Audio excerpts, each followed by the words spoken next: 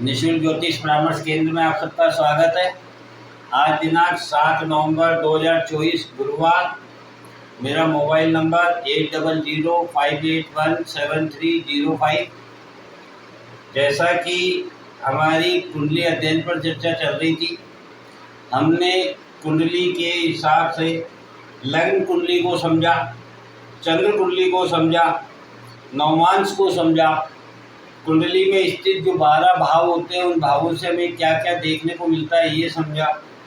12 राशियां उनमें होती है, उन राशियों के स्वामित्व को समझा, उन राशियों के प्रभाव को समझा, उनके तत्व को समझा, उनके स्वभाव को समझा।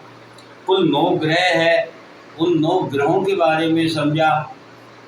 ग्रहों का जो तत्व होता है, उनका जो स्वभाव होता है उसको समझा। 12 भावों का जो प्रभाव है, जो संबंध है आपस में, उनको समझा। 12 राशियों के जो स्वामी हैं उनका जो प्रभाव है, ग्रहों में जो आपसी संबंध है, मित्रता है, शत्रुता है, उच्च ग्रह का उच्च भाव कौन सा, उच्च राशि कौन सी है, नीच राशि कौन सी है, इसके बारे में जाना समझा। कुल 27 नक्षत्र है, नक्षत्रों के बारे में समझा। उन नक्षत्रों के स्वामी, नक्षत्रों के देव किस राशि में आते हैं, उनका कैसा प्रभाव होता है, इसके बारे में हमने जाना। अभी तक हम कुंडली के अध्ययन के हिसाब से काफ़ी कुछ समझ चुके हैं। अब हम महादशा, अंतर्दशा और प्रत्यंतर दशा के बारे में अध्ययन करेंगे। तो जब भी हमारे पर जो भी प्रभाव हमें देखना होता है, उस समय हमें कौन से ग्रह की महादशा चल रही है, कौन से ग्रह की अंतर्दशा चल रही है, कौन से ग्रह की प्रत्यंतर दशा चल रही है, उस हिसाब से हमें उस समय मिलने वाले प्रभाव के बारे में जानकारी प्राप्त होती है। तो आज से हम महादशा, अंतर्दशा और प्रत्यंतर दशा के बारे में अध्ययन शुरू करते हैं।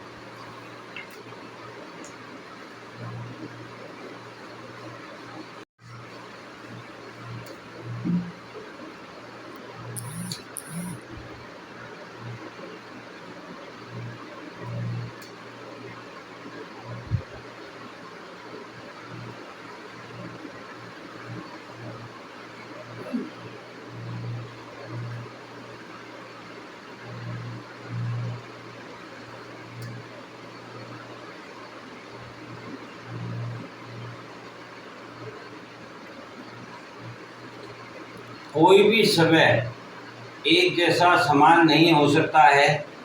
उसी समय में यदि आपको कोई सुख सुविधा, साधन, लाभ, मान, सम्मान, कोई चीज़ प्राप्त हो रही है, तो उसी समय में कोई ना कोई ग्रह आपको उसके विपरीत प्रभाव भी देता है। मान लीजिए आपको आर्थिक लाभ हो रहा है, तो हो सकता है आपसे घर से दूरी करा दे, संबंधों में दूरी करा दे, किसी से शत्रुता करा दे, किसी से मित्रता करा दे। इस प्रकार से एक ही समय में जब हमें अलग अलग विभिन्न प्रकार के प्रभाव प्राप्त होते हैं, तो उसका कारण ये महादशा, अंतर्दशा और प्रत्यंतर दशा होती है। जैसे हम उदाहरण के लिए लें कि किसी व्यक्ति को बुध की महादशा चल रही है। अब ये जो बुध की महादशा है, इसमें 9 के 9 जो ग्रह हैं उनकी अंतर्दशा भी आएगी, और जो 9 ग्रह है इनकी इसी अंतर्दशा के अंतर्गत, मतलब हर ग्रह, मान लो बुध की महादशा में बुध की ही अंतर्दशा चल रही है, तो ऐसे ही 9 ग्रहों की प्रत्यंतर दशा भी आएगी। इस प्रकार से ये ग्रह हमारे काम करते हैं। अब जैसे हम उदाहरण के लिए यूँ लें कि हमें बुध की महादशा में गुरु की अंतर्दशा और गुरु की अंतर्दशा में शुक्र की प्रत्यंतर दशा चल रही है, तो इस प्रकार से जब हम ये देखेंगे कि इस किसी भी जातक का जब हमको उदाहरण देखना है, उसका समय परिस्थिति देखनी है, किसी सवाल का, किसी समस्या का समाधान चाहिए, उसका समय कैसा चल रहा है, उसे क्या मिलने वाला है, क्या होने वाला है, तो हम सबसे पहले लग्न कुंडली देखते हैं, फिर चंद्र कुंडली देखते हैं, फिर नवमांश देखते हैं, और उसमें हम ये देखते हैं कि ये ग्रह कहाँ कहाँ बैठे हुए हैं। ये मान लीजिए मिथुन राशि की एक कुंडली है, और इस कुंडली में जिस प्रकार से ये भाव इनको प्राप्त हुए हैं, उस भावों में बुध इनका प्रथम और चतुर्थ भाव का स्वामी बनकर पंचम भाव में बैठा हुआ है। वह भी सूर्य से अस्त है और शुक्र के साथ है। यहाँ पे सूर्य नीच भाव में है और शुक्र अपने ही घर में है, जिसके कारण सूर्य की नीचता भंग भी हो रही है, और बुध और शुक्र दोनों सूर्य से यहाँ मान लीजिए अस्त भी है। तो ये इनको और गुरु इनके भाग्य भाव में बैठ करके नवी दृष्टि से बुध को देख भी रहे हैं। तो अब इस व्यक्ति को बुध की महादशा, गुरु की अंतरदशा और शुक्र की प्रत्यंतर दशा चल रही है। ऐसी स्थिति में हम ये जानेंगे कि आज गोचर में ये ग्रह कहाँ पर स्थित है। जिस प्रकार से ये आज का गोचर यदि हम बनाते हैं, और इस गोचर में हम ये पाएंगे कि ये लग्न जो है इनका 3 नंबर यदि था, तो आज गोचर में ये इनके ग्रह कहाँ चल रहे हैं।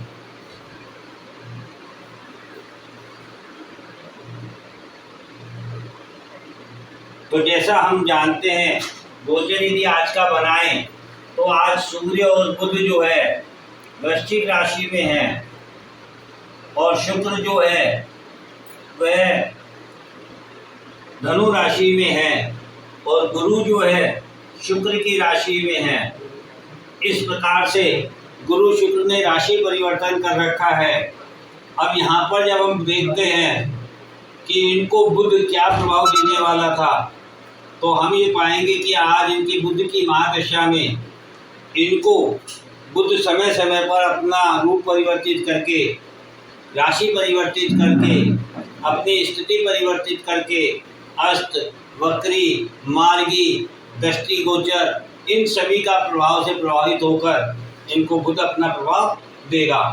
लेकिन बुध ग्रह का प्रभाव क्या होता है, वह किन किन चीज़ों का कारक ग्रह है, वह हमें बताता है। ठीक इसी प्रकार से गुरु किन चीज़ों का कारक ग्रह है, वह हम गुरु से देखेंगे, और शुक्र किन चीज़ों का कारक ग्रह है, वह हम शुक्र से देखेंगे। तो सबसे पहले हम प्रत्यंतर दशा से शुरू करते हैं देखना, क्योंकि प्रत्यंतर दशा बहुत कम समय के लिए होती है, उससे अधिक समय के लिए अंतरदशा होती है, क्योंकि एक अंतरदशा, एक ग्रह के अंतरदशा में 9 ग्रहों की प्रत्यंतर आती है, और इसी प्रकार से 9 ग्रहों की अंतरदशा एक ग्रह की महादशा में आती है। तो महादशा सबसे लंबे समय के लिए होती है, उससे कम समय के लिए अंतरदशा होती है, और सबसे कम समय के लिए प्रत्यंतर दशा होती है। ऐसी स्थिति में हम सबसे पहले शुक्र ग्रह का प्रभाव जानेंगे, और शुक्र यहाँ ये बता रहे हैं कि इनके शुक्र जो है वह पंचम भाव में सूर्य के साथ स्वयं की राशि में सूर्य से अस्त और बुध के साथ है। तो शुक्र इन्हें ये बताना चाहते थे कि जो आप 2 और 7 के स्वामी थे, वह आपके पंचम भाव में, और पंचम भाव आपके संतान का, आपके बुद्धि का, विवेक का, प्रेम का, प्यार का, मंत्र का, जाप का भाव है, आपके पूर्व जन्म का भाव है। इस प्रकार से शुक्र आपको अपने पूर्व जन्म के जो बुद्धि विवेक है, जो आपकी मंत्र जाप साधना है, जो आपके पूर्वजों के द्वारा आपको प्राप्त हुई है, वह शुक्र अभी आपको अंतरदशा में आकर के ये कहना चाहते हैं कि मैं बुध का सहयोगी था आपके जन्म के समय, और अभी बुध से मैं अगले घर में हूँ। बुध जिस घर से 12वें घर में होते हैं, उस घर का सुख बढ़ा देते हैं, प्रतिफल बढ़ा देते हैं। तो शुक्र यहाँ अष्टम भाव से 12वें भाव में है और बुध से दूसरे घर में है, जबकि गुरु के इनको अंतर्दशा चल रही है और गुरु से अष्टम यानी षडाष्टक योग बना रहे हैं। इस प्रकार से शुक्र जो है इनको ये कहना चाहते हैं कि अभी आप अपने प्रेम, अपने प्यार, अपनी संतान, अपने पार्टनर से जो सुख प्राप्त करना चाहते हैं, अपने कर्मों के द्वारा जो सुख प्राप्त करना चाहते हैं, उसमें वृद्धि होगी और आपकी संतान को भी इससे लाभ होगा। अचानक धन लाभ हो सकता है, विदेशी व्यापार में वृद्धि हो सकती है, आपके व्यापार में वृद्धि हो सकती है, आपके अचानक धन लाभ, शेयर सट्टा बाजार से आपको लाभ प्राप्त हो सकता है, आपके पुत्र को लाभ हो सकता है। लेकिन आपके पुत्र को, आपकी संतान को अपनी यात्रा भी करनी पड़ सकती है, उन्हें धर्म के मार्ग पे चलना होगा। इस प्रकार से शुक्र इनको प्रतिफल देंगे। अब हमने ये जाना कि इनकी कुंडली को देखते हुए हमने इनकी संतान का विश्लेषण किया, तो उसका कारण है संतान भाव का स्वामी जब अपने घर से तीसरे घर में गोचर कर रहा है और वह गोचर व्यापार का है, लेकिन वहाँ पे राशि धर्म की है और धर्म के गुरु जो हैं वह 12वें घर में बैठे हैं, अर्थात तीसरा घर पराक्रम को दिखाता है और वहाँ का स्वामी जाकर के विदेश में बैठ गया है, बाहर बैठ गया है, दूरी पर बैठ गया है। अतः धर्म के मार्ग पर चलकर 7वां घर व्यापार का भी होता है, तो पराक्रम से अपने व्यापार में वृद्धि करके बाहर की यात्रा कर सकते हैं। इस प्रकार से हम इसका प्रतिफल देखते हैं और सुख विलासिता का साधन देखते हैं। शुक्र की 7वीं दृष्टि जब इनके लग्न पर आएगी तो इनके व्यक्तित्व में निखार आएगा, उजाला आएगा, सुख आएगा, वैभव आएगा, विलासिता आएगी, साथ में धर्म भी आएगा। मंत्र जाप भी इन्हें करना चाहिए ताकि ये अपने व्यक्तित्व को निखार सके और इस समय की गई साधना इनको बहुत लाभ देगी, वह इनके भविष्य का निर्माण करेगी। यही शुक्र इस समय इनको बताना चाहते हैं। इस प्रकार से यह प्रत्यंतर दशा का प्रभाव आज हमने जाना। अब हम इसको अंतर्दशा में जाकर के इसका अध्ययन करेंगे, तो कल हम अंतर्दशा के बारे में जानेंगे। जय हिंद, जय भारत।